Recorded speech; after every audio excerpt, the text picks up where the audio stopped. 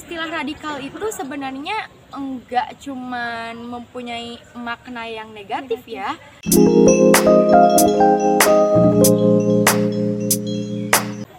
Halo, Assalamualaikum warahmatullahi wabarakatuh. Perkenalkan, nama saya Sania Agustina dari kelas 11 IPA 3. Nah, di podcast kali ini tentunya saya yang jadi host karena saya yang membuka podcast kali ini. Tapi tentunya saya nggak sendirian dong. Kalau yang namanya podcast pasti nggak sendirian. Saya ditemenin sama teman saya, yakni Santi Nurul Ilmi. Halo, Hai Santi, gimana kabarnya? alhamdulillah kabar saya baik. Alhamdulillah. Teman-teman juga di masa sekarang harus pintar-pintar jaga kesehatan ya Santi ya. Soalnya kan sekarang tuh musimnya lagi berubah-ubah Iya. gitu. Kadang hujan, kadang panas ya. Jadi teman-teman juga harus bisa menjaga kesehatan kalian. Dan alhamdulillah juga sekarang kita udah mulai sekolah tatap muka ya. Walaupun masih di sesi atau nggak semuanya masuk gitu ya. Tapi semoga aja kedepannya kita bisa sekolah seperti biasa Amin. lagi, amin ya. Nah, di podcast kali ini kita mau membahas atau berbincang-bincang mengenai gerakan organisasi kebangsaan di masa radikal. Nah, Santi, berbicara mengenai radikal, menurut Santi di zaman sekarang tuh masih ada nggak sih pergerakan-pergerakan yang bersifat atau berbau-bau radikal? Menurut saya di zaman sekarang itu masih ada pergerakan-pergerakan yang masih bersifat radikal. Di antaranya itu seperti tawuran anak-anak sekolah. Contoh lainnya yaitu demo yang menggunakan kekerasan. Nah, bener banget tuh. Sebenarnya kan kita tuh bisa menyelesaikan masalah dengan cara yang baik gitu ya. Jangan pakai kekerasan, teman-teman. Apalagi nih anak-anak sekolah yang suka tawuran itu sebenarnya ya Allah jangan banget ya, karena kan tawuran itu memang mungkin bersifat radikal ya, karena kan namanya juga tawuran, pasti ada kekerasan gitu di dalamnya. Terus juga ini yang demo kayak mahasiswa gitu ya atau apa gitu. Kalau mau demo ya silakan demo gitu ya, tapi menggunakan etika yang baik dan benar, jangan pakai kekerasan atau apapun itu gitu. Intinya kita boleh menyampaikan aspirasi kita atau boleh melakukan apapun yang kita inginkan, asal jangan keluar dari norma yang ada di negara kita, benar kan?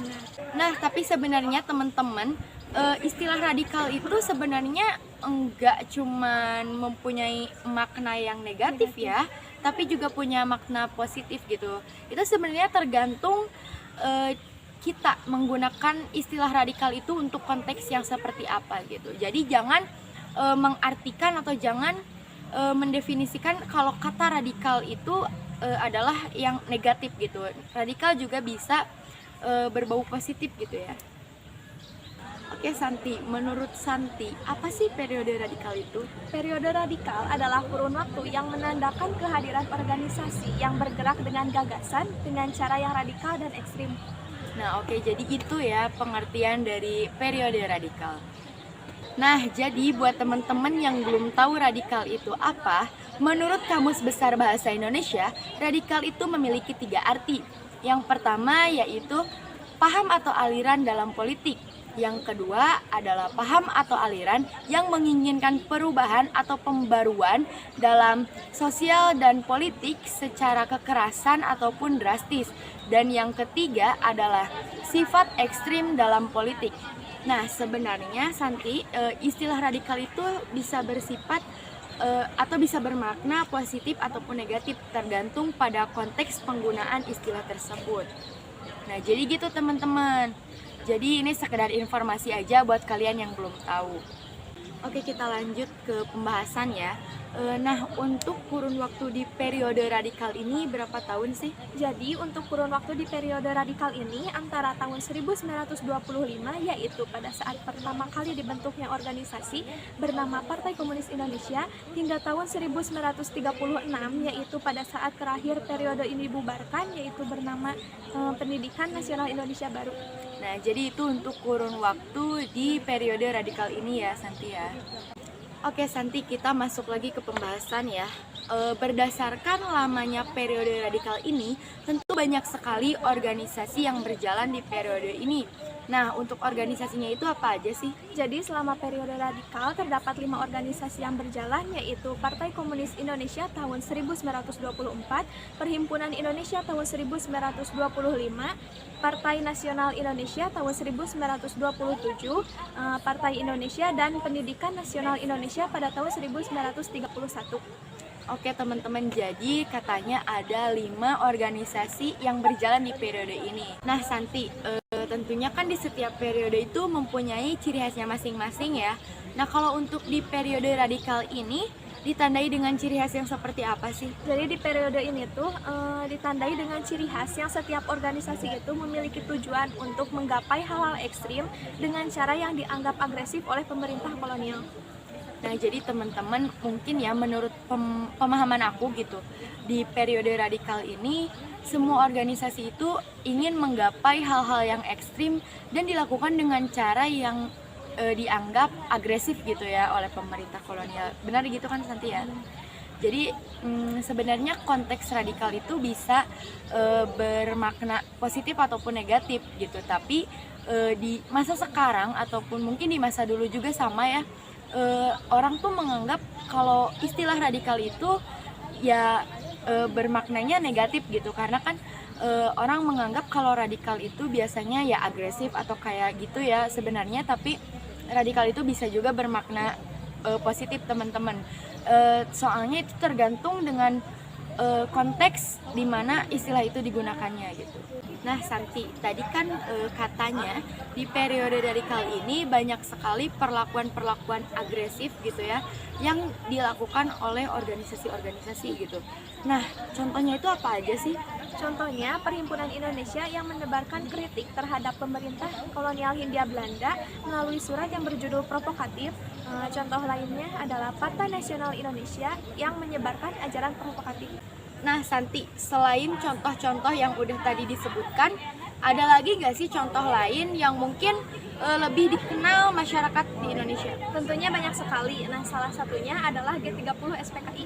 Nah bener banget teman-teman, G30 SPKI, aku yakin teman-teman pasti udah tahu ya mengenai G30 SPKI.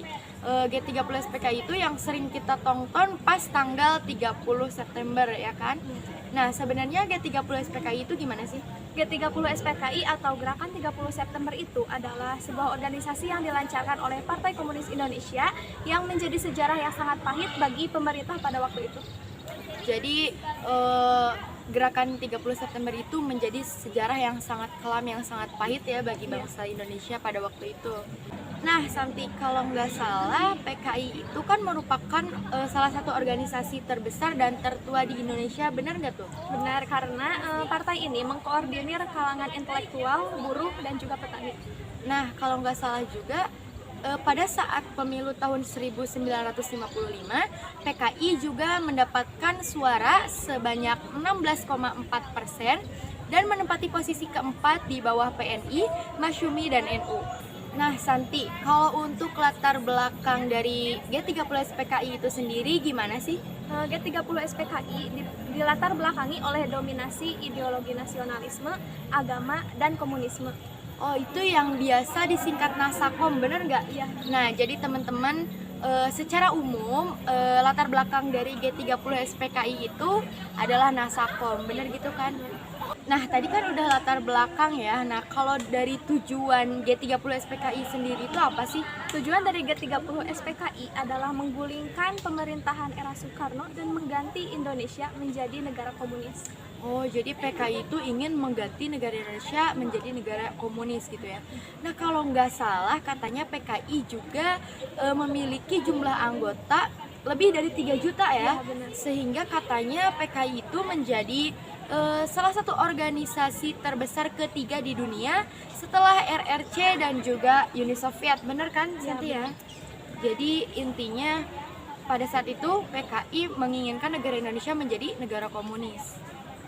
Nah teman-teman, mungkin tadi itu beberapa contoh perlakuan-perlakuan atau gerakan-gerakan yang dianggap radikal dari organisasi-organisasi yang berjalan pada saat periode radikal.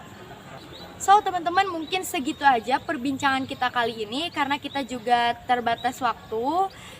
intinya teman-teman harus pintar-pintar membedakan mana yang baik dan mana yang buruk. Dan jangan lupa pesan dari kita yakni jalankan positifnya, tinggalkan negatifnya.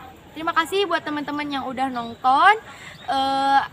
Jangan lupa diambil positifnya dan ditinggalkan negatifnya. Mohon maaf juga kalau ada kata-kata yang kurang berkenan karena kita juga masih belajar ya. So, wassalamualaikum warahmatullahi wabarakatuh.